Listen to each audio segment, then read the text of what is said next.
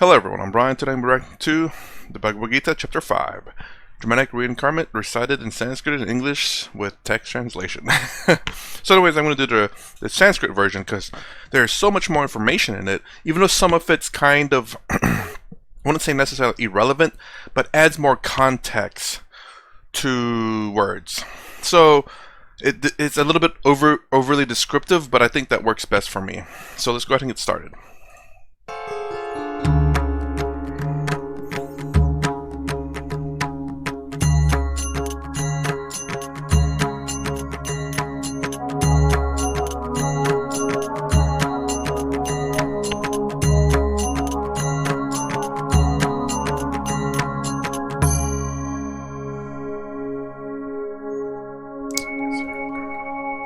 In Chapter 5, Sri Krishna describes sannyasa, or renunciation, in two very different ways.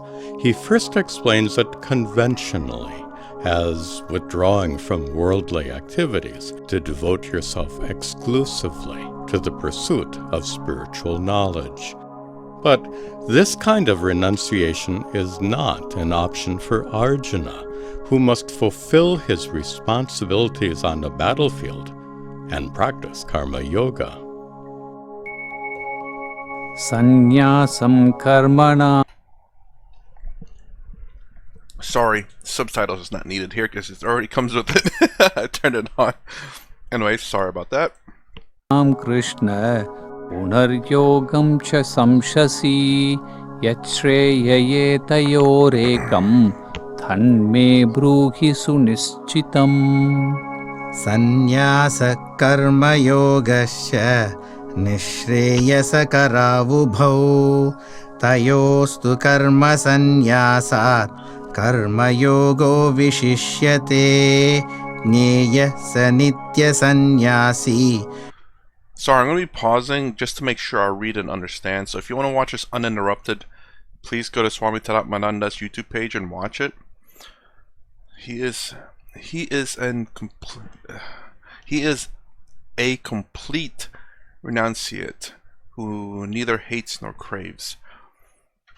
Yo na dveshti na kankshati nirdvandvo hi mahabaho sukam bandhat pramuchyate sankhya yogau pritak balaha pravadanti na panditaha ekamapyastita samyak ubhayorvindate phalam yat sankyai prapyate sthanam tadyogairavigamyate ekam sankyancha yogancha yah pashyati sa pashyati.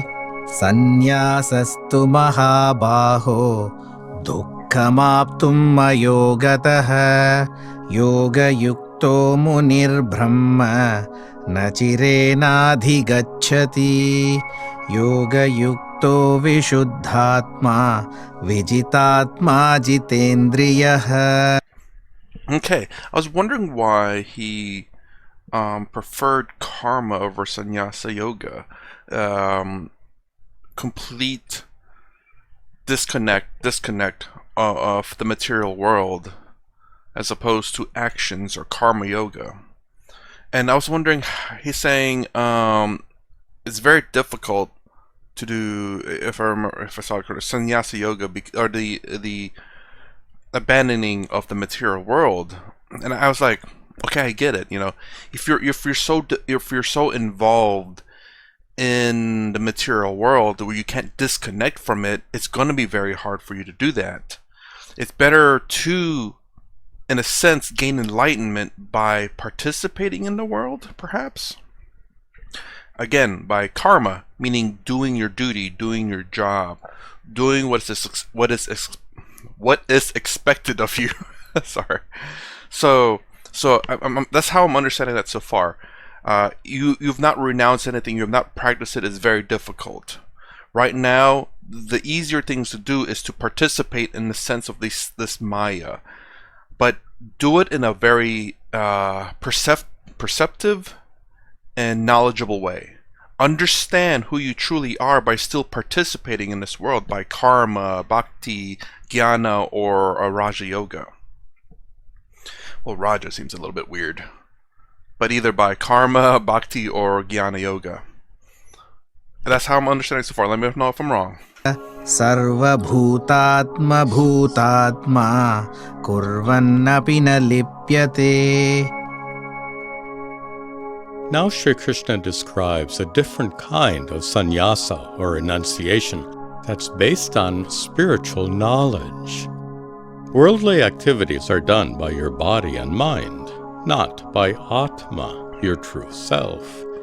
Just as the sun reveals the motion of clouds drifting across the sky, while the sun itself remains stationary, in the same way, Atma, as pure transcendent consciousness, reveals the activities of your mind, while consciousness itself remains completely detached from those activities. Naiva kinchit karomiti yukto manyeta tattvavit pashyan shrinvan sprishan jihran ashnan gachan swapan shwasan pralapan visrujan grihnan unmishan nimishan napi indriyani indriyartheshu vartanta iti dharayan brahmanyadhaya karmani sangam tyaktva karoti yah lipyatena sapapena padmapatramivambhasa kayena manasa buddhya kevalairindrayairapi yogina karma kurvanti sangam tyaktvatma shuddhaye yukta karma phalam tyaktva shantimapnoti naistikim ayukta kamakarena phale sakto nibhadyate sarvakarmani manasa sanyasyaste sukham vashi. Mentally renouncing all action, the self-controlled dwell happily.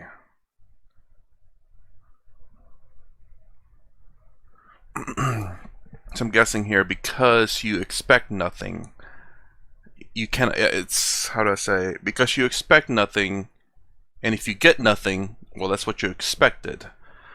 Much like, again, the lessons that I learned in world religion class when we talk about Buddhism, where it says, you know, do your best, but expect nothing from the results, and you can never be disappointed.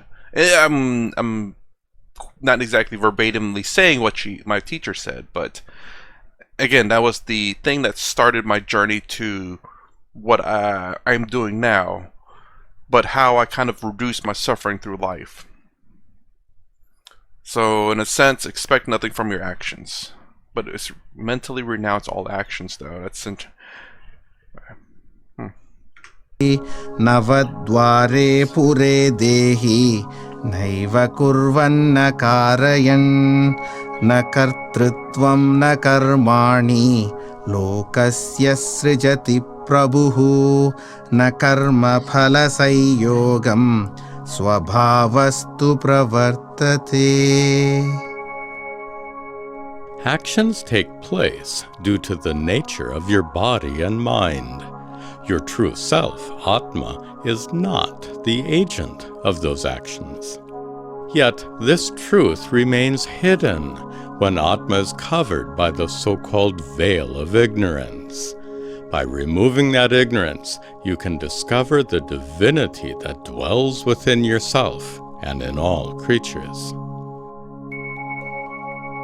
Nadatte kasyachit papam na chaiva sukrutam vibhuhu ajnanena vritam jnanam tena muhyanti jantavaha jnanena tu tadajnanam yesham nashitam atmanah tesham adityavajnanam prakashayati tatparam tadbuddhayastadaatmanas tannishtas tadparayana.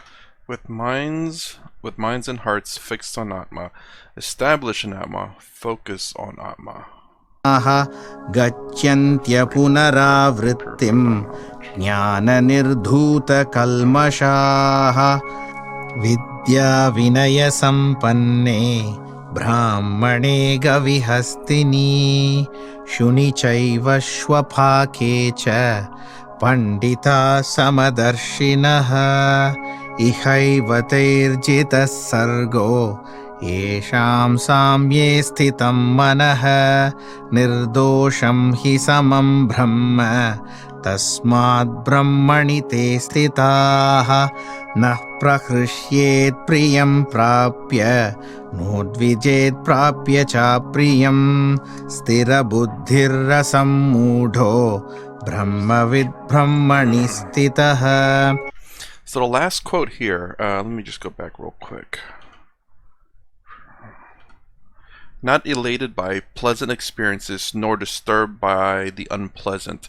It almost sounds like do not be distracted by good or bad experiences in this life. Focus on Brahman, on contentment, on enlightenment. Or do not be distracted by pleasantness or unpleasantness. Focus on enlightenment. That's what I'm getting in this phrase specifically here, at least, the pleasantness and non-pleasantness. Nodvijet prapya cha priyam sthira buddhirrasammudho brahmavid brahmani sthitah. And this one obviously being the one to focus on Brahman, focus on enlightenment. Bahyasparsheshva saktatma vindatyatmani yat sukham sabbrahma yoga yuktatma sukhamakshayamashnuti. And that little bit there, let me see if I can, I guess how I would change this just a little bit, I guess for my understanding, and perhaps maybe a bit of a different translation. I wouldn't quote it verbatim to here, but I would say, if I were to ever tell anyone, it's like, find out who your true self is, and realize contentment as opposed to happiness. And I said this before because I fear that people, when they say, oh yeah, eternal bliss and happiness, and when people experience contentment, they don't experience necessarily happiness, and they might think that they're failing, or they might give up. People give up easily nowadays. But I think contentment would be a very good start, only because I think it's a little bit easier to get to contentment than to happiness. But if they're happy and then they go back to contentment, at least they're going from a neutral to a positive. And I think that's how I would say it. So I guess my version of it would be just to say, hey, look, when you realize yourself, just be content. And then if you're ever happy, that's great. But ultimately contentment, because you're neither happy nor sad. And you have no expectations because you're, again, content. You're content with life. I guess there's some saying that contentment is happiness with life, but you're content with life. There's nothing you're expecting from life. Therefore, you can never be disappointed in a sense. In the final part of this chapter, Sri Krishna teaches the importance of controlling your mind and turning your attention within to discover the divinity inside, hidden behind a veil of ignorance. Yehi samsparshaja bhoga dukkayonaya evate adyantavantah kaunteya nateshu ramate buddha shaknoti haiva yah sodhum praksharira vimokshanat kamakrododbhavam vegam sayuktasya sukhi naraha yontas sukhontara ramas tathantarjyotireva yah sayogi brahma nirvanam brahma bhutodhigacchati labhante brahma nirvanam rishayakshina kalmashaha छिन्नद्वैधायतात्मानः सर्वभूतहिते रताः कामक्रोधवियुक्तानां यतीनां यतचेतसाम् अभितो ब्रह्मनिर्वाणं वर्तते विदितात्मनाम् स्पर्शान् कृत्वा बहिर्बाह्यां चक्षुश्चैवान्तरे भ्रुवोः प्राणापानौ समौ कृत्वा नासाभ्यन्तरचारिणौ यतेन्द्रियमनोबुद्धिर्मुनिर्मोक्षपरायणः विगतेच्छाभयक्रोधो यः सदा मुक्त एव सः भोक्तारं यज्ञतपसां सर्वलोकमहेश्वरं सुहृदं सर्वभूतानां ज्ञात्वा मां शान्तिमृच्छति.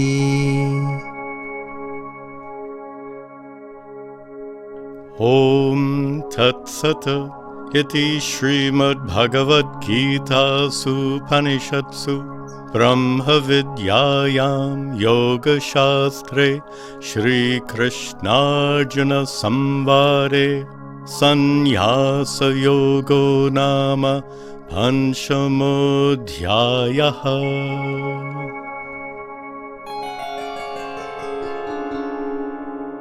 I kind of want to watch the English one just to see like how much of it's kind of like I wonder how they sum it down. But anyways, so interesting. I was thinking along the lines here about how they explicitly say about avoiding desires and pleasures and pain in the world, karma yoga, even though it's supposed to be about sannyasa yoga. Which sannyasa yoga is to abandon worldly stuff. I don't know if it's needs or worldly material. Worldly, anyways. But Krishna says, "Don't do that. That's for someone more experienced. It's because you're giving up worldly stuff. I don't think it's needs, worldly things." And I get it. I said it a little bit earlier. The fact that it's it's very once you're acclimated to this world in terms of needs, it's very difficult to give it all up because I guess you were kind of born in it and you're kind of raised in it, so it's very difficult.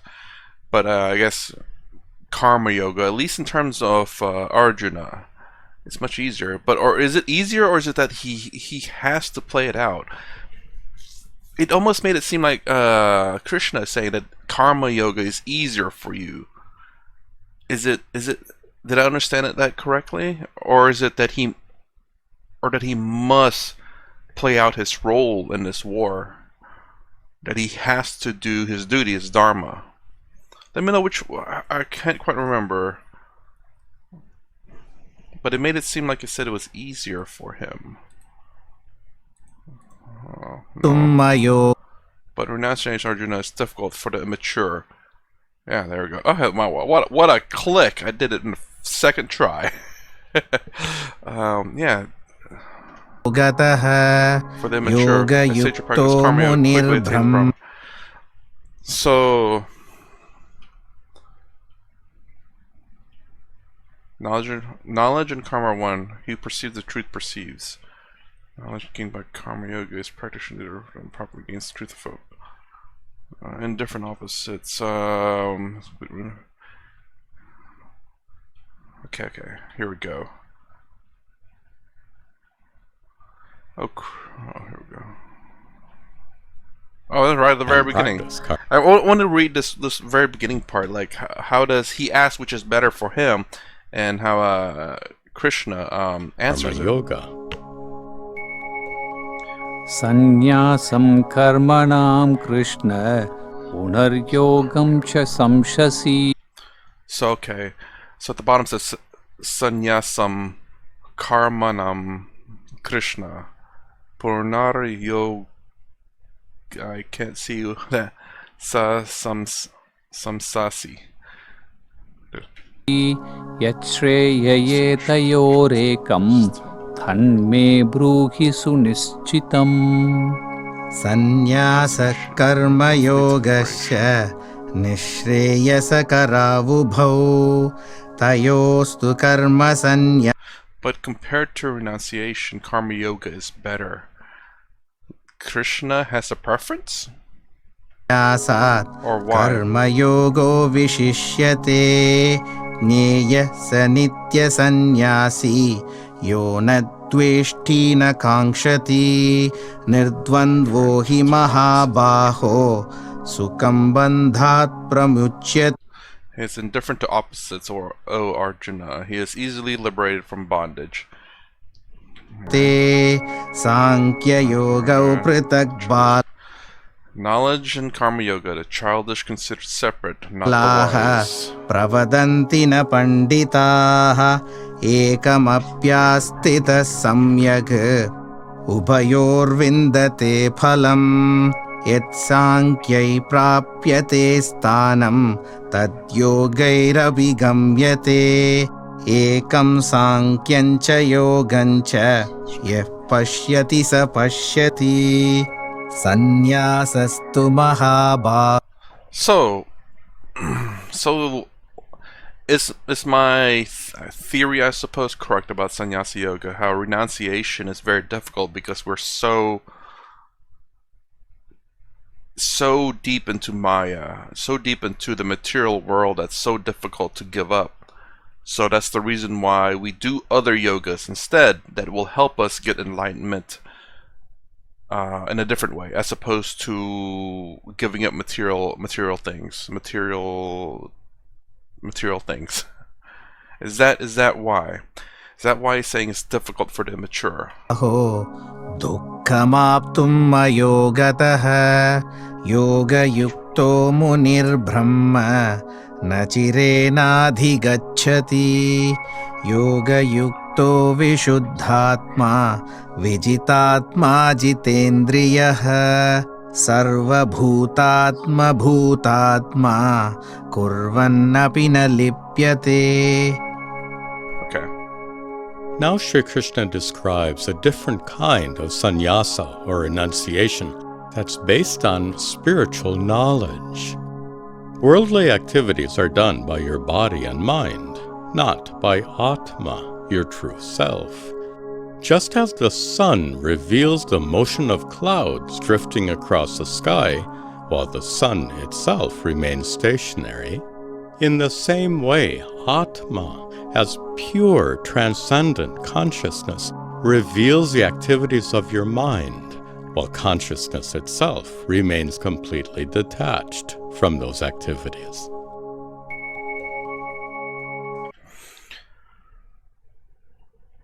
Okay. So it's very interesting, though, that they seem almost kind of on opposite ends.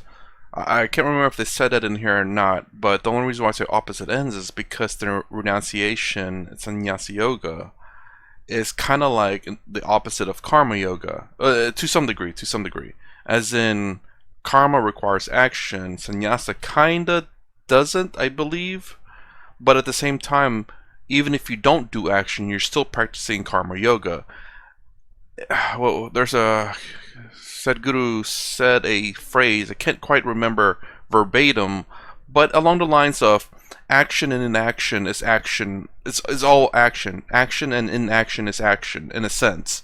That even if you're not doing anything, you're still generating karma. So no matter what, even if you give up everything, you're still generating karma. Is that true? So, but sannyasa, I've heard it a few times, and here it's saying renunciation. Technically, isn't that still karma yoga? Because whether you renounce or not, you're always going to be generating karma. Anyways, let me know in the comments below. Anyways, that's at least chapter 5. If you like my content, please consider subscribing, thumbs up, thumbs down below. Thanks for watching. I'll see you in the next vid.